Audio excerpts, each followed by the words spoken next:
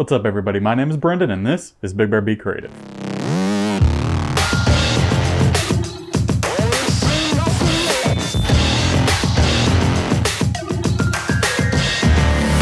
Welcome back everybody to another Friday photography tutorial how-to video. Sorry we did not have a photo editing video last Sunday, as I had mentioned I think in that Friday's video, last week's Friday's video, or maybe the week before. I'd actually landed a really great gig recently, which is actually working on a movie crew, so that's been taking up a lot of time. I'll get you guys a little bit more information about that movie and kind of when it's coming out, all that kind of stuff when we get a little bit further along the process, so that way you guys can check it out when it's all done. So far it's been a really fun time, so I really am looking forward to, well, one, finishing up and then actually seeing that when it actually comes out. So like I said, I'll let you guys know about that when it is all done and ready for viewing basically. So what are we doing in this video? Well, as you probably saw by one, clicking on the video because you saw the thumbnail, the title, all that, you already know what you're watching, unless you just blindly watch my videos, in which case thank you, I appreciate that. But yeah, so today what we're doing, we're going to be talking about summer landscape photography and basically why it sucks and how you could try to avoid that suckiness to actually get some great photos for your portfolio, to put on your Instagram, sell to clients, sell as photo prints, whatever it is that you do as a landscape photographer. So basically, summer is great for nature. A lot of things grow in nature and flourish, but in terms of a photographer's standpoint on it, it kind of sucks because one, it's the hottest time of the year. No one likes to just stand outside or hike around all day getting super hot with the sun beating down on you. And it's also the longest days of the year too, which means you're having that sun out for the longest amount of time.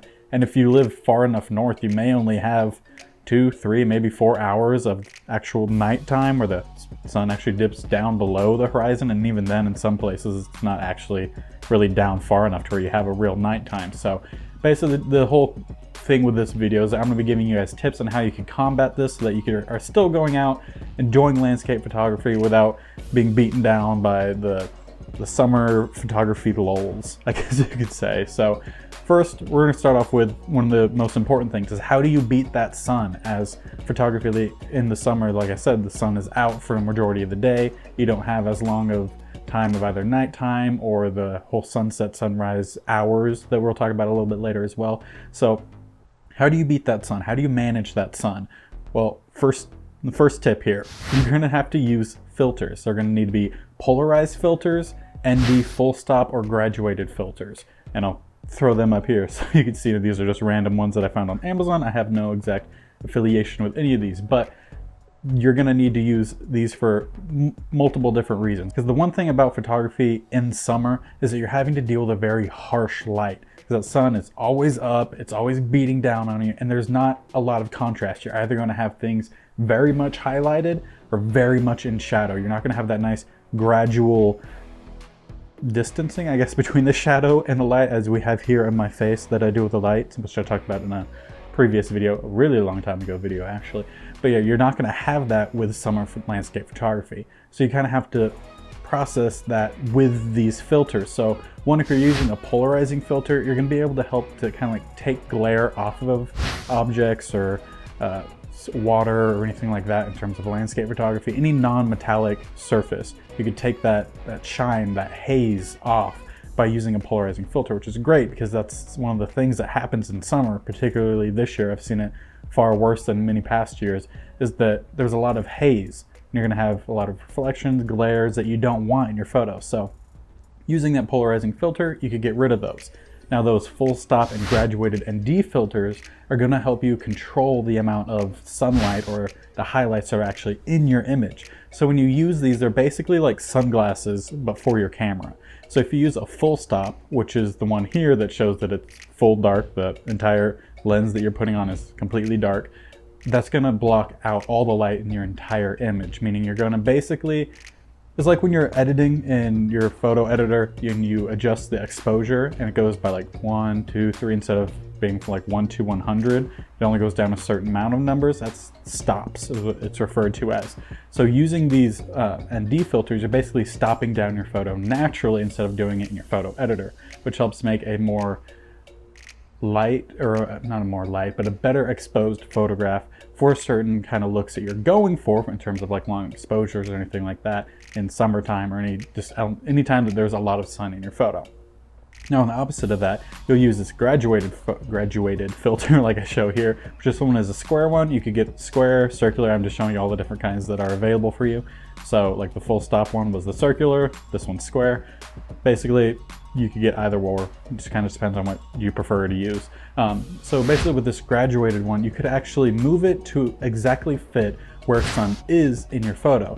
So if you have a photo, let's say that there's a canyon, you're in a canyon, and you're gonna have one wall that's very bright, very light because the sun's beating down straight on that wall. But on this side, it's completely in shadow. Well, that photo is gonna be very difficult to balance. You'll basically would have to take multiple exposures and try to blend them, which would be difficult because of all the different texture that would be in that canyon. So you use this graduated filter, angle it to where the dark part is gonna be on that lit side of the canyon, and where that clear part of that filter is going to be on the shaded side. So that way you get a more balanced photo. And that's just a great way to actually compromise or combat the harsh sun that you're going to get in your summertime landscape photography. Jesus, that was a little hard to go through there. Well, let me retry that. Let me rewind here. So basically, using one of these filters or a combination of these filters will help you combat the harsh sun and the harsh shadow that is going to be in your summer landscape photography. That was a little bit better. But yeah, so now that we move on from the sun, how are we going to beat that heat while also beating the sun at the same time? It all comes down to just planning your timing of your landscape photography correctly. And we talked about this a little bit in last week's video, so I'll pop up the thumbnail here. If you guys didn't watch this video, I suggest you go do it. One of these apps in particular that I talk about in this, kind of like my 6 favorite photography apps or landscape photography apps, is all about times of day that you should use for your photography, and that's exactly what we're going to talk about here. So in the summertime, you need to avoid that midday as much as you can. If you can avoid it at all, do it. It'll help you so much. Instead of the midday, shoot for golden hours or blue hours, which if you've been around photography for any amount of time, you probably would have heard these. If you haven't, I suggest you look into them. I have videos about them as well. So you need to learn about these different times of day to go take photos because they're going to be so much better than middays. Definitely so in summertime, because basically what these hours are referred to, they're never actually an hour. They're more just around an hour, anywhere from like 30 minutes to an hour actually, of time that the sun is either just rising over or ducking underneath the horizon line. So golden hour is right after it rises and right before it sets. Blue hour is going to be right before it rises and right after it sets. I think I said that right. I'll find out in post. I'll let you know somewhere with text on the screen. But yeah, so those are the two different times of lighting, I guess you could describe them as, that you need to shoot in the summer, because that's going to help you have that less harsh light. It'll actually be a softer light. It's going to give you this graduated light that you see here on my face. But it'll give you that light. It's also going to produce some fantastic colors that are also just going to boost your photography in general. So with golden hour, a lot of the colors that you're going to see is more obviously the gold. You're going to have yellows, oranges, a little bit of reds, but you're also going to have some nice like soft pinks as well. And if you shoot in blue hour, you're going to have some fantastic pastel blues, pinks. You might have a little bit of yellows and oranges depending on how far down the sun is from that horizon, but there are some fantastic colors that you can get from these two. You're going to be beating the heat because it's going to be either very early in the morning or later in the evening. I suggest earlier in the morning because it's typically cooler than the evening. But if you don't like waking up earlier, then go ahead and shoot for that evening. But yeah, you're going to beat that heat. You're going to beat the sun because it's not going to be as harsh. You're starting to get that soft light. And it's a great way to go out for summer landscape photography just by choosing the right times. Like I said, last week's video, we talked about that with the app specifically that I would suggest you guys get. So then the next two kind of goes along with more of changing up your style during summer, and that it's not going to be crazy change. It still has to do with landscape photography, but just different ways of planning or timing that you're going to shoot. So the first one is going to be switch up your style and shoot more astrophotography, because this is going to make you beat completely the heat and the sun all together, because the sun's not going to be present. It's going to be at night, which is typically going to be a lot cooler. And yeah, it's typically some places, again, depending on where you are, it's not going to be as cool, but it's definitely going to be cooler than it is during the day. So if you shoot astrophotography, You're going to be beating the heat, you're going to be beating the sun, you're still going to have your lovely landscape photography, but instead of that being the foreground, midground, and background, now you're going to be moving all the landscape down to the foreground and midground, and now you're going to be shooting the beautiful stars, galaxies, planets, moon, whatever it is that's up in the sky. That's going to be your new background. That's really going to set apart your images from the other ones that you shoot. And you don't have to worry about having to buy all this different equipment for astrophotography. Actually, a little while ago, I did a whole video about how you could shoot astrophotography on a kit lens and a basic beginner's DSLR. So again, I'll link that in the corner, show you the thumbnail so you know it's the right one. But yeah, I suggest you guys watch that if you really want to check out astrophotography. It's really fun.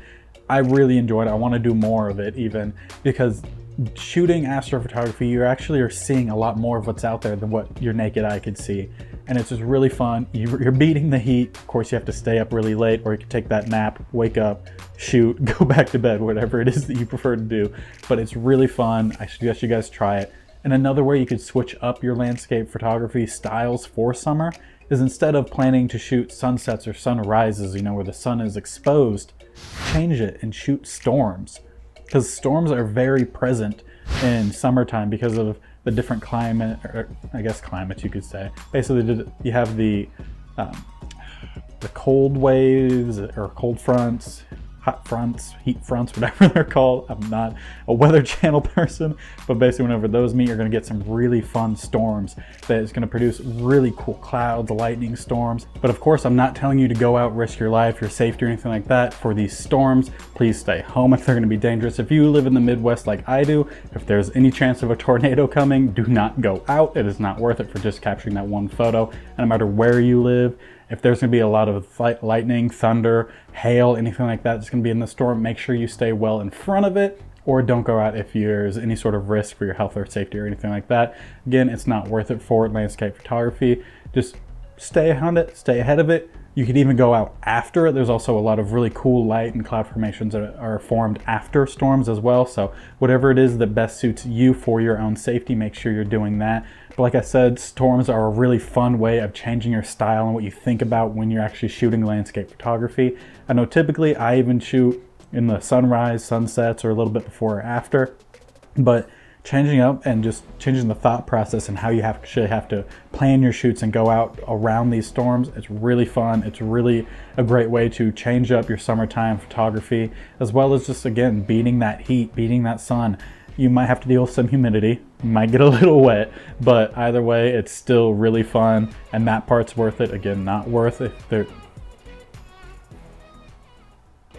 Well, my lights are going out, so this is telling me I need to hurry up with this video. But like I said, these are some great ways to beat summertime photography. Let me know down in the comment section below if you guys love shooting in the summer, if you like shooting in different seasons. I know I prefer shooting in the fall and in the winter myself. I'm a much more of cold weather person. I like my highs of the year being around lower mid 80s versus where I am currently, that's in the upper 90s, sometimes in lower 100s. So let me know, like I said, down in the comment section below what you guys prefer. If you like these tips, if you have any other summertime photography tips, we could share with everyone else in the comment section. You guys could also check me out on my social media. I'll link them down here, so you guys can check those out. We could also talk about when we're going out and capturing specific photos that we're posting, what the best times are for all that kind of stuff as well. So make sure you guys are checking that out as well. The social media links are going to be linked down below, as well as you just seeing what they were right here. But also down in the description is going to be a couple very fun links. One is going to be to my landscape photography blog, that we do whatever we talked about on these Fridays videos. That's also what we're going to be talking about on that blog, but we're going to go into a little bit more of detail about it, give you guys some cool links to check out as well. Then also make sure, if you like supporting eco-conscious efforts, I guess, I have eco-conscious apparel that you guys could check out. T-shirts, long sleeves, hoodies, and tote bags. So if you buy some of them, you get the part of your purchase is actually a donation to eco-conscious nonprofits. So make sure you're checking out BigBearBCreative.com/eco apparel for one, to just check out my designs, and also check out a little bit more about how they're made and that whole donation process and all that.